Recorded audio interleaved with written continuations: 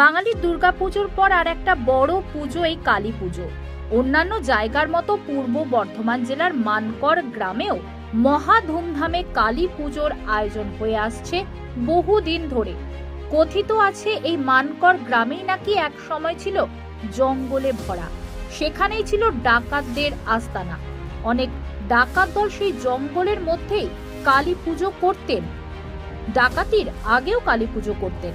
তবে কালীকে দেওয়া হতো ফলের সাথে কদমা। ধীরে ধীরে কদমার চাহিদা বাড়তে থাকে মানকর গ্রামে।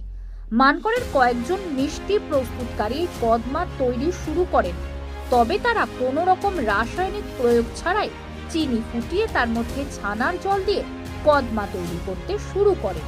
আর তা থেকেই মানকরের কদমার জনপ্রিয়তা বাড়তে থাকে। দেখুন বিস্তারিত।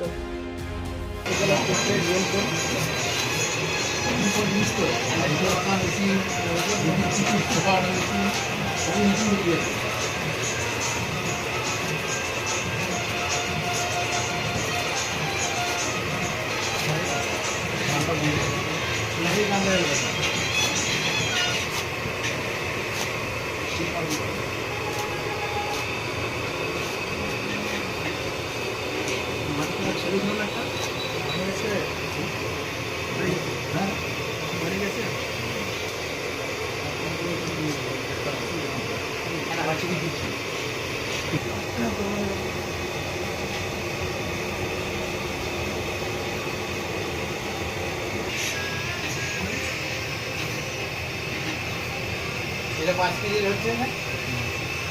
ওই ছোট কাটছে ফটাফট করে।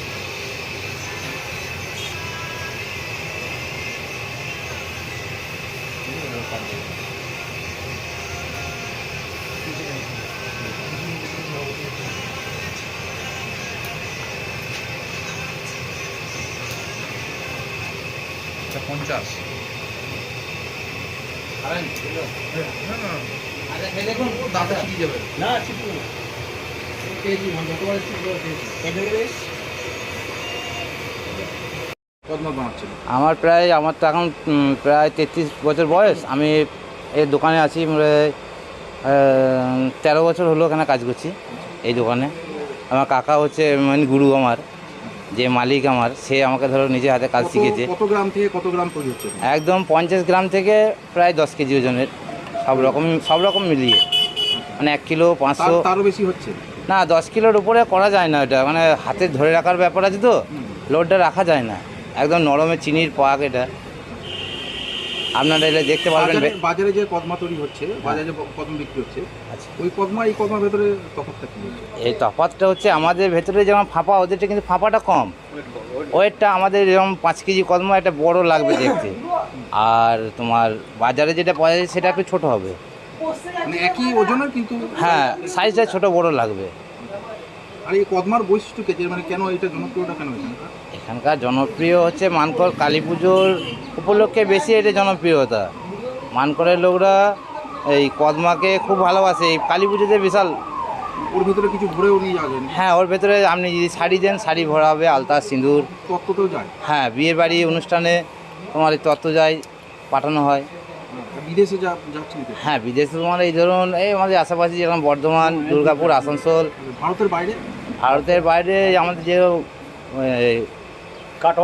মিলিটারি বেসে যে আছে, ওনারা চাকরি করেন। ভারতের বাইরে কোথাও যাচ্ছে? হ্যাঁ, ওনারা চাকরি করেন, তারা এসে নিয়ে যায়, নিয়ে ওদের দেশে, মানে যেই দেশে চাকরি করে ওরা, সেখানে নিয়ে যেয়ে ওখানে মানে দেয়।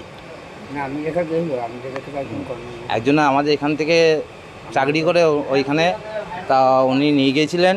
আমার মানে অফিসার দিয়েছে, খুব নাম করেছে।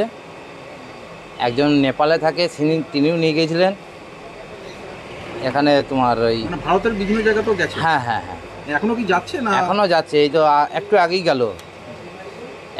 গেল, গাড়ি করে এসেছিলেন 4 চাকা করে, ওনারা নিয়ে গেলেন।